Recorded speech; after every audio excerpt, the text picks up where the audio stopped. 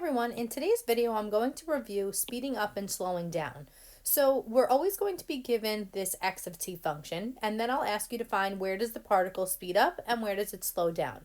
So the things that you need to find, so first you need to find v of t, especially where v of t is equal to 0. And then you need to find where the particle moves left and right. And after you do that, then you need to find the acceleration function, a of t, and find where it is equal to 0. And then step 3 is you're going to make two number lines.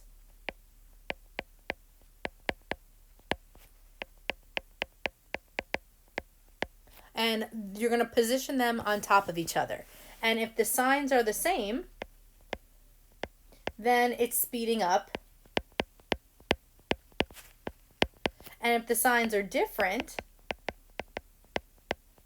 then it's slowing down.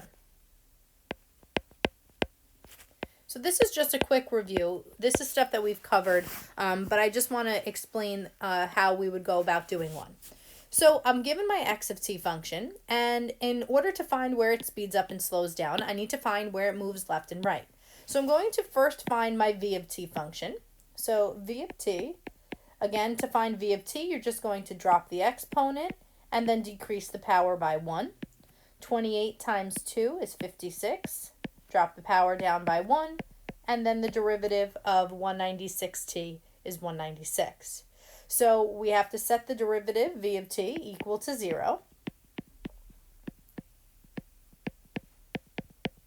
And solve. So I'd like you to try to factor and solve this. If you feel like you want to use the quadratic formula, that's fine as well. So please factor and then hit resume when you're ready for the answer. Okay, so this one's a little bit tricky to factor.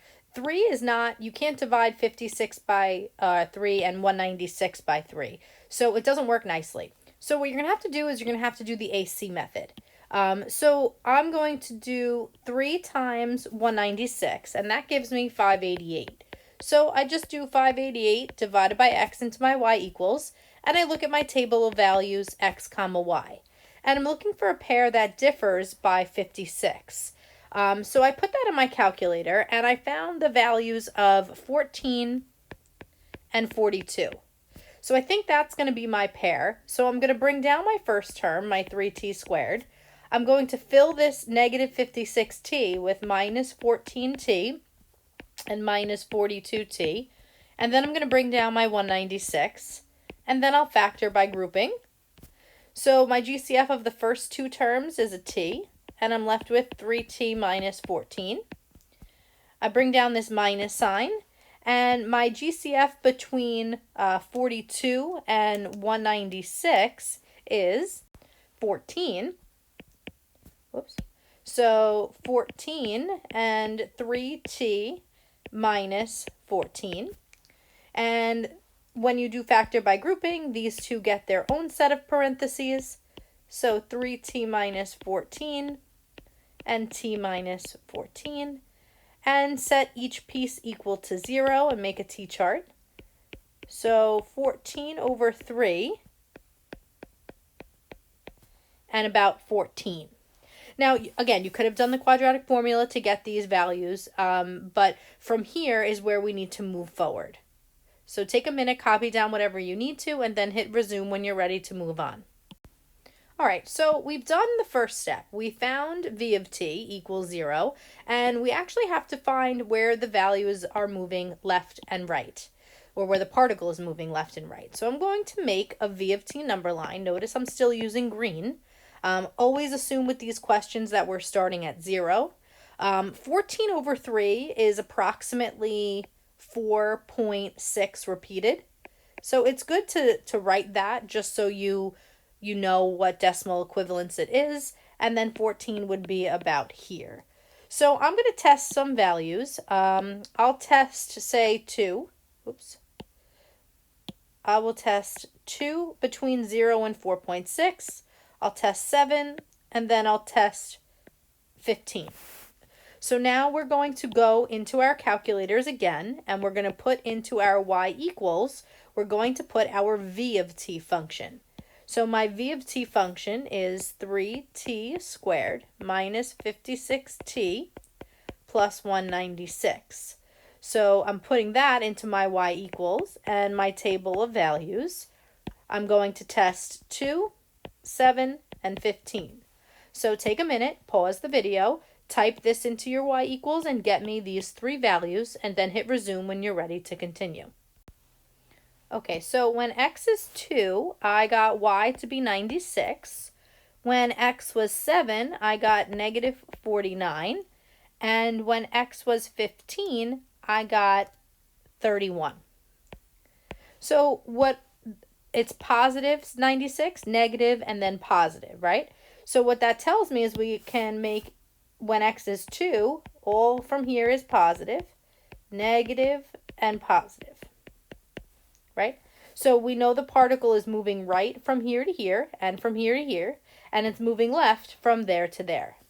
And we don't need to specifically write that down. We're still trying to find where it speeds up and slows down. So this is really the first part of the information. And now we need to find our acceleration function. This is going to be step 2. Okay, so to find the acceleration function, I'll use this here in red. So my a of t function, my acceleration function, is the derivative of my velocity function. So drop the power and then decrease the exponent by 1.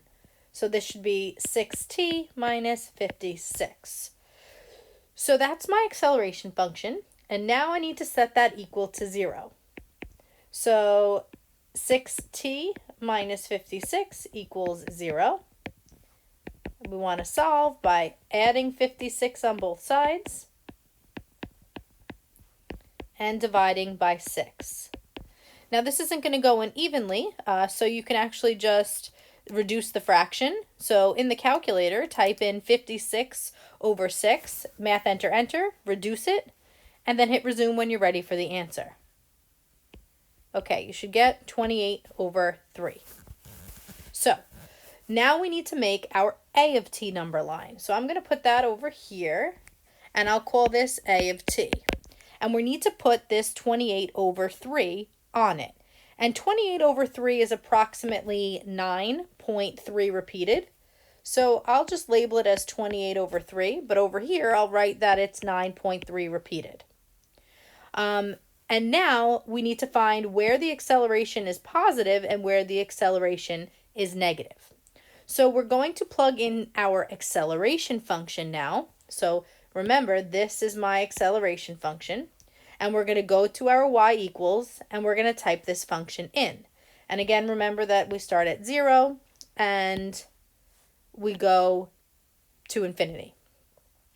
So from 0 to 28.3, or about 9.3, I'm going to test a value, I don't know, let's say 4. And then from 9.3 on, I'll test 11. So in my y equals, I'm putting my acceleration function, 6t minus 56, and I'm looking for x is 4 and x is 11. So take a minute, pause the video, and type in your acceleration function and tell me what those values are, and then hit resume when you're ready for the answers. Okay, so when x was 4, you should have gotten a negative 32. And when x was 11, you should have gotten 10. So therefore, this is a negative acceleration, and this was a positive acceleration. So now what I'm going to do is I'm going to use the information from the v of t function and place it with this information to figure out where I'm speeding up and slowing down.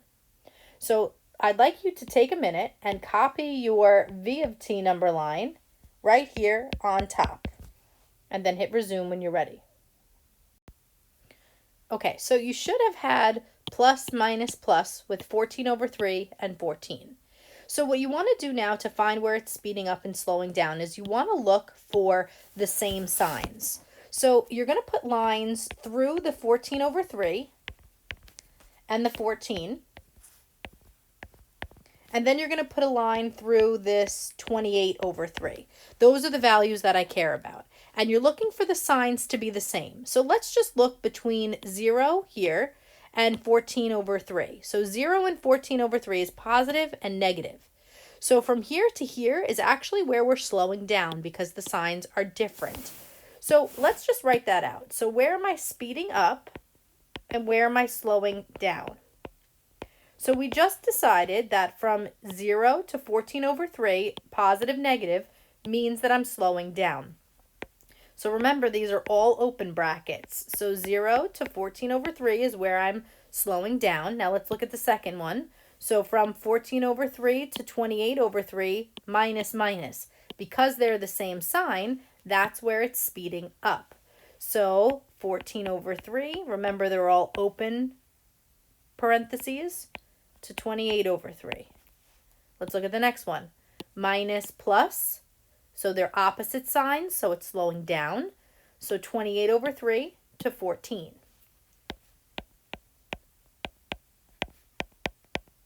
And then last but not least, from 14 on, it looks like positive, positive, same sign, so it's speeding up.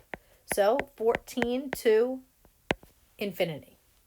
And these are your final answers.